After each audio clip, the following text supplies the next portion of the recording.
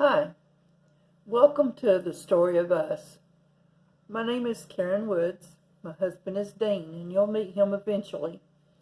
Um, this is our first vlog, and we're hoping to have a series of these, possibly going on for the next 10 years at least, because I have a 10-year goal. I'm 66 now, which that will make me 76. My husband is 68. I'll be 67 in March. But my 10-year goal is to be able to move back to my hometown, which is Cleveland, Tennessee. We left Cleveland in 2010 to go into full-time ministry, traveling in a motorhome. We had it was a motorhome that got sideswiped at one point. We ended up in a camper, and then from the camper into another motorhome. But we now have a mobile home set up in a trailer park in Newport, and this is where we settled in 2014, thinking this was where God wanted us. And everything is for a purpose, and we see what the purposes are. Hindsight's 20/20, they say, and I always say that God put you where He wants you for a reason. Me and my husband, we love the Lord with all our heart, and although sometimes we get angry and upset with each other, and to me we have unchristian-like attitudes, but we get over it. We actually, right now, all we have is each other, because all of our family lives in Cleveland. We have each other, and we have our pets. We have Snickers, who is about 6 months old. She's a whirlwind on four paws. She's a kitten, constantly into stuff, and you'll probably eventually see her cross behind me as she goes nosing around. Then we have Blossom. She's been with us about 3, maybe 4 years now, and she's a 6-year-old. She's about 6 years old, I think, maybe 8, 7. No, she's 6, 7. She is a Manchester Terrier, a little black dog that thinks she's 20 foot tall and 200 pounds when she weighs probably about 4 pounds. She is a pig. She'll eat anything and everything, including your fingers when you try to feed it to her with your hands. We also have Lily. She is a mixed terrier. She looks like a Yorkie, but she's bigger. She is my little teddy bear. She's my precious. She was my gift from God when I was grieving over another a little Chihuahua I'd had for 10 years that got chewed up by a pack of wild dogs. That was Blossom, you just heard. She's also the protector of the household. Anything moves outside, she barks.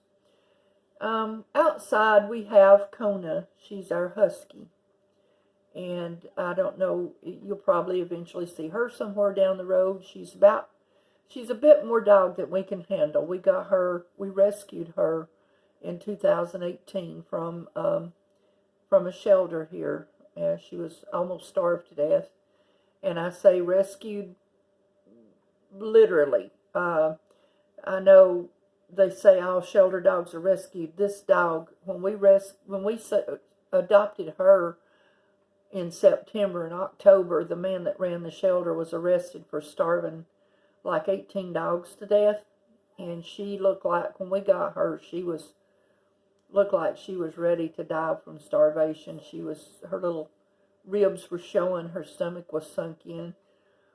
She's huge now, very huge, and very strong and powerful, and like I said, she's about more dog than we can handle.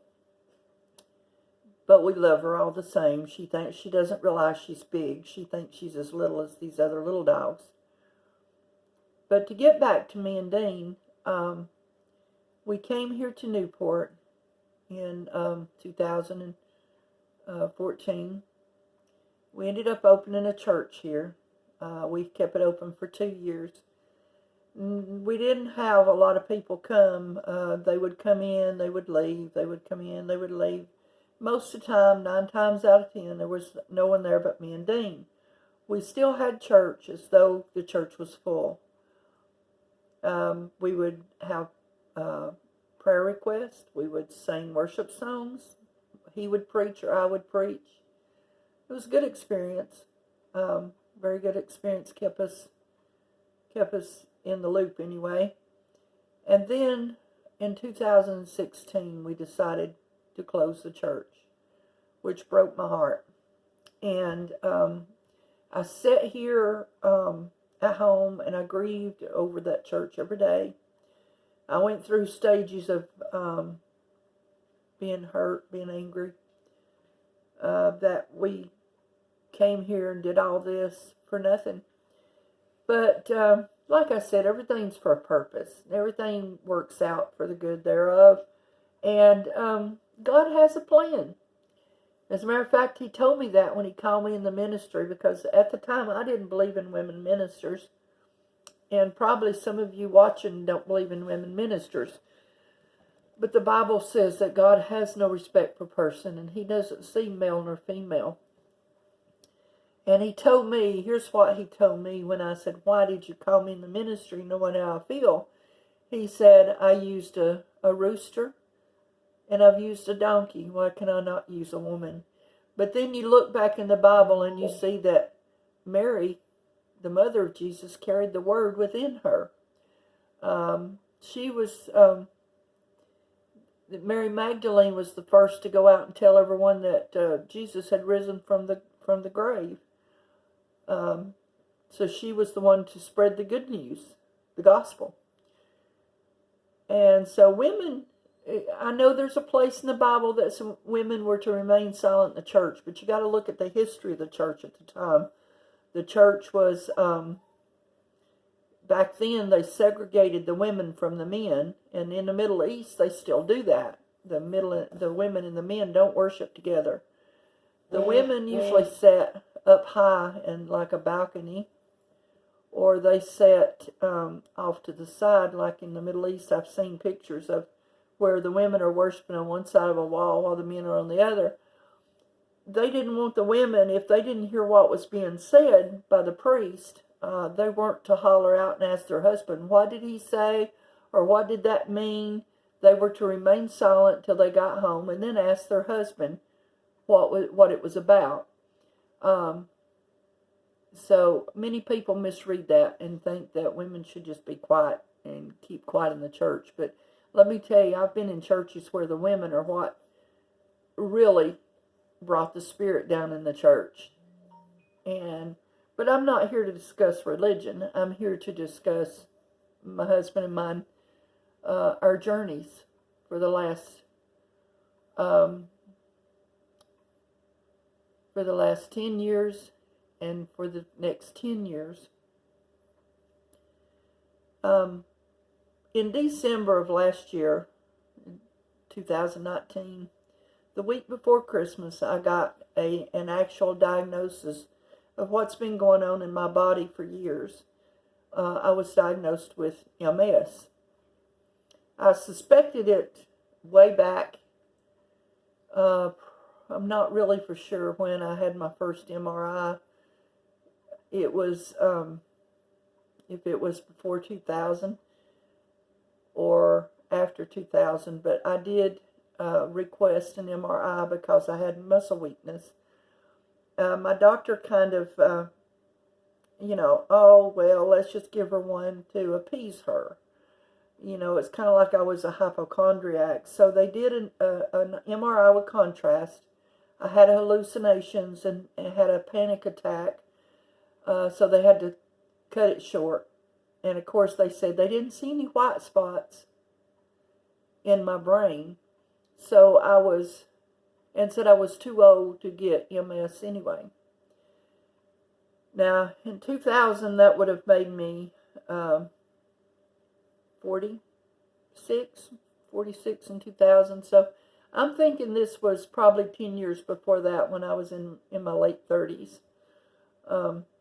Because my first symptom was my vision that I can really, I mean, I remember other things like dizziness, pain, muscle spasms, leg cramps, hand cramps, uh, numbness in my face, different things. But when I was at Cleveland State, I was around 36. It was in 98, 99, somewhere around in there. No, excuse me. It was earlier than that. It was around 89, 90, 90, 91, 92. I was a work-study student in the nursing education department, and I was working on the computer, and I started seeing like heat waves, like you'd see if you're looking out over a car hood in the middle of summer when it's hot, and the heat waves were coming up like off the road, just waves and waves, and I couldn't see. And I went to the bathroom and washed my face and rubbed my eyes, and I still couldn't see. I mentioned it to an eye doctor, and he said it was eye migraines. And sorry about the phone. It was eye migraines, and that he would have to catch one in process to be sure. Well, I couldn't get in when I had one because they didn't last that long. Time I got there, they'd be over with. But I did have several of them back then, and the neurologist that I'm seeing now told me that was a symptom, and this forgetting words, that's another symptom, but that was a symptom of the MS. It was a vision problem. Some people see spots. Now, a year ago, when I was still at Dollywood, we went in for our orientation to come back in the spring, and I thought I had a bug on my eyelash, and I kept trying to get it off, and I couldn't get it off. Finally, I took my glasses off, and I asked someone, "Do you see anything on my eye?" And they said no, and I said, "Well, there's like a black spot, and it keeps flying across my eye." And so they told me I needed to get that checked. It could be the retina tearing loose, but the doctor said it was called a floater. He said there was some floaters in there, but they weren't bad. But that, of course, is another symptom of MS. And I don't know if you can see it or not. This side of my face kind of droops a little bit. This eye is like slanted down, I guess you'd say. And then this cheek here, you can see the crease in my old age wrinkle. This one comes down through here. This one only comes so far and stops. So this side of my face is drooping. I didn't even know. I had thought here a while back, probably a couple of years ago, I was thinking it looked like that, and because I can remember being a passenger in my husband's vehicle and looking in the side mirror and noticing how it looked like it, but then I thought maybe I was imagining it. But the first time the neurologist saw me, he pointed it out to my husband, how it was drooping, and which is another sign of the MS. Most of my lesions are on the right side. I do have them on the left side. Most of them are on the right side. I have a big one back here, which is the vision thing. And I wasn't surprised when I got my diagnosis because I had suspected it years and years and years ago. I was relieved that I finally got an answer to why that I have leg cramps and spasms, and it's not like muscles, it's in my bones. It feels like my ankles are twisting, like my toes twist, and I've had spasms in my ribs, and they say, well, there's no muscle in your rib, but my ribs would spasm, and now I know. And the really funny thing was that right before I started my testing, which started out with 3 tests. The first one was a cognizance test to see how much of my memory was affected, because it was really getting hard to concentrate, to think and focus on anything and remember stuff, which I used to be really good at. But right before I started my first test, probably maybe a week before, or maybe the same week, my oldest daughter called my middle daughter and told her that she had been diagnosed with MS. MS, some say that it is genetic, some say it's not, but I really truly believe it is, because I think my middle daughter may have it too, but we can't talk her into going and getting checked. She has a lot of numbness in her hands and stuff, but that's another story. So back to us again. I worked at Dollywood. With this last year would have been my third season. I started in March, and in April I found another job and went to work for another business. It's a totally different business. Instead of entertainment, it is a doctor's office, which is a dream job for me. I used to work for Blue Cross Blue Shield as an administrative assistant, and I always from the beginning of when I did my office studies at college, I wanted to work in a doctor's office. I had, and it's strange, I was young at the time. My first job interview was with a French doctor that I wasn't material for him. He said in his French accent that he was looking for someone younger and prettier, ooh la la, I guess you'd say. But I had a lot of disappointments when I was younger trying to find a job in an office, because I was a mother of 4. I don't wear makeup, never did wear makeup very often, because I think I look worse with makeup than I do without it, because I don't know how to put it on correctly, for one thing.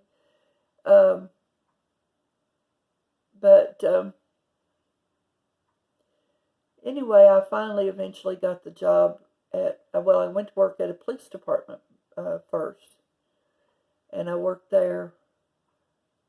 Let me back up. No, I didn't. I went to work for a construction company first out of college, and from there I went to the police department, and I worked there for 5 years, and then I went to work for Blue Cross Blue Shield, and it had to have been God for me to get that job, because I was at the wrong place at the wrong time, but they still hired me. I was told to come in for orientation. When I got there, they told me, "Oh, just people that works on the inside are here for this," and so I wasn't even supposed to be there. It's for testing, I guess it was, or something. But anyway, when she called HR, they said, "Oh yeah, we want her there." And so then when I had the interview with the senior manager,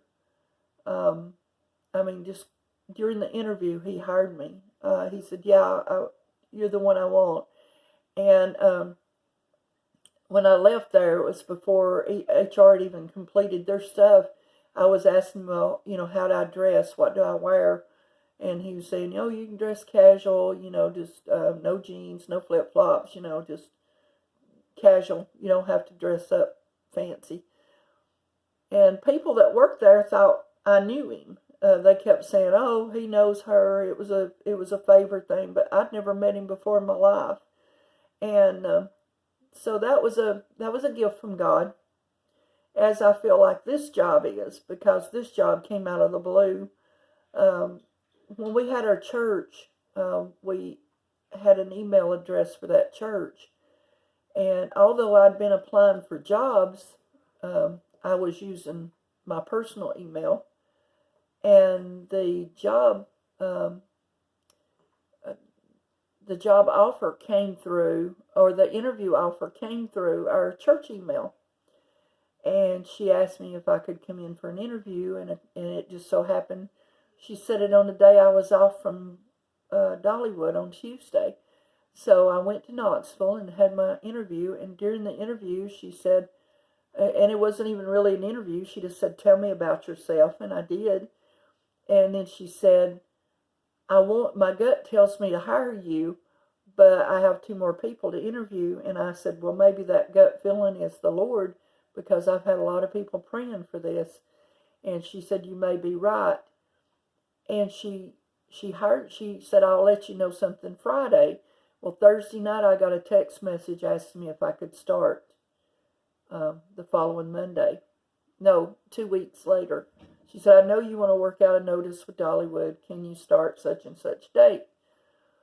So it was a gift from God, this job was. And needless to say, I went through pure torment the first few months of this job.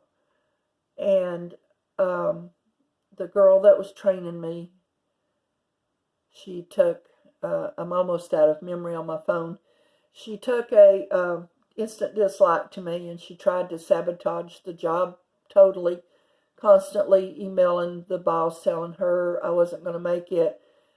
The stress of that job actually brought out the symptoms, the flare-up for the MS, which helped get me diagnosed. So I'm thankful for those too.